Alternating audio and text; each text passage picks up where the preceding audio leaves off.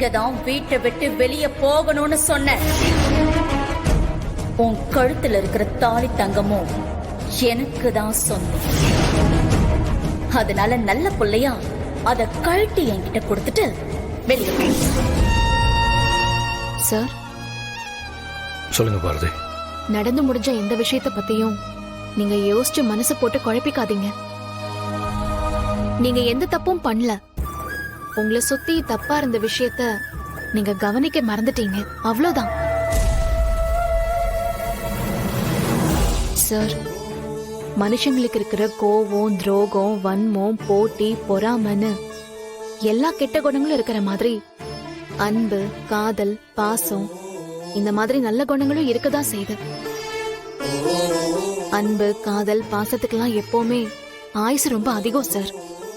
அதனாலதான் இவ்ளோ வருஷத்துக்கு அப்புறமா அந்த விதி நம்ம 2 பேரையும் ஒன்னா சேர்த்திருக்கு. நம்மள சுத்தி இருக்கிற துரோகம், வன்மம், கோவம், பொறாம, போட்டின்னு இது எல்லாத்துக்குமே ஆயுசு ரொம்ப கம்மி சார். இதெல்லாம் பாக்குறதுக்கு ஜெயிக்கிற மாதிரி தான் இருக்கும். ஆனா அது உண்மை இல்லைங்கிற நிஜம் அவங்களுக்கு புரியறப்போ அது ரொம்ப பயங்கரமா இருக்கும். மனுஷங்களா பிறந்த எல்லாருமே யாரோ ஒருத்தர் பண்ற துரோகத்தை கடந்து வந்துதான் ஆகணும். அது கொடுக்கற வலி ரொம்ப அதிகமா இருக்கும். ஆனா அதை தாங்கி பழகி அதுல இருந்து மீண்டு வந்துட்டோம்னா நம்மள யாராலையும் ஜெயிக்கவே முடியாது. இந்த நிமிஷம் நம்ம நிலைமை ரொம்ப கஷ்டமா இருக்கிற மாதிரி தெரியலாம். ஆனா இது நிரந்தரம் கிடையாது. நம்மளோட எல்லா பிரச்சனைகளையும் கடந்து நாம மறுபடியும் பழைய நிலைமைக்கு கண்டிப்பா வர முடியும். துரோகத்தாலையும் வஞ்சத்தாலையும் உங்ககிட்ட இருந்து அவங்க ஏமாத்தி பறிச்ச அத்தனை விஷயங்களுமே திரும்பவும் உங்களை வந்து சேரும்.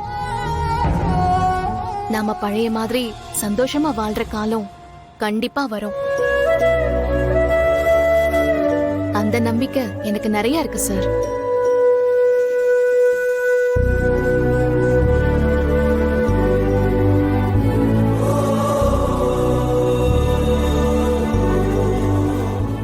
கடவுள் அவதாரம் எடுத்த அந்த ராமனுக்கே இந்த உலகம் 16 வருஷம் வனவாசம், பாசங்கிற பேர்ல தண்டனையை கொடுத்துச்சு.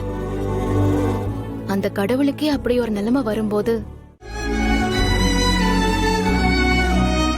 பாரதி, எனக்கு என்ன பேசுறதுனே தெரியல.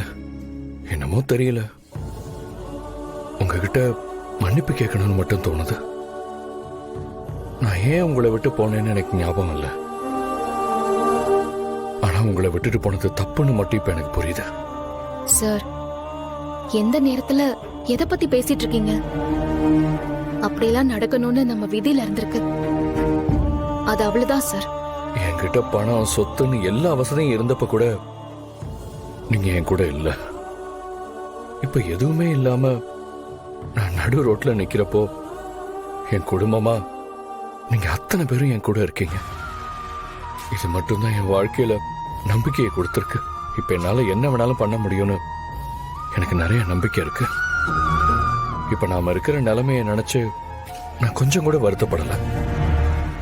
ஆனா இப்படிப்பட்ட துரோகிங்களோட நான் இத்தனை வருஷம் வாழ்ந்திருக்கேன்னு நினைச்சுதான் நான் ரொம்ப வெக்கப்படுறேன். அம்மா, தாயே, சாப்பிட்டு 2 நாள் ஆச்சுமா. பசியில கண்ணெல்லாம் கட்டிக்கிட்டு வருது தாயி. ரொம்ப பசிக்குதுமா. சாப்பிடறதுக்கு ஏதாவது இருந்தா கொடுமா.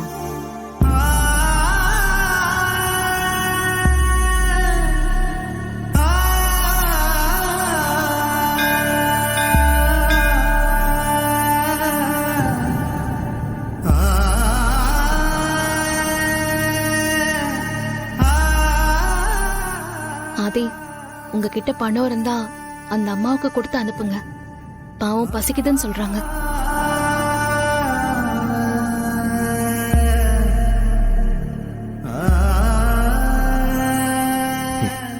என்கிட்ட கடைசியா இருக்கிற பணம் இது மட்டும்தான் பாரதி. தம்பி, உங்ககிட்ட பசிக்குதுன்னு கையேந்தி நின்ன நீங்க கொஞ்சம் கூட யோசிக்காம பணத்தை கை நிறைய அள்ளி கொடுத்துருக்கீங்க. அதுவும் இவ்வளோ பணம் கொடுத்துருக்கீங்க. உங்க மனசுக்கு நீங்க உங்க குடும்பத்தோட சந்தோஷமா ஆயுசுக்கும் நல்லா இருப்பீங்க. நீங்க எல்லாரும் நல்லா இருக்கணும் தம்பி. அந்த அம்மனோட அருள் உங்களுக்கு பரிபூர்ணமா கிடைக்கும்.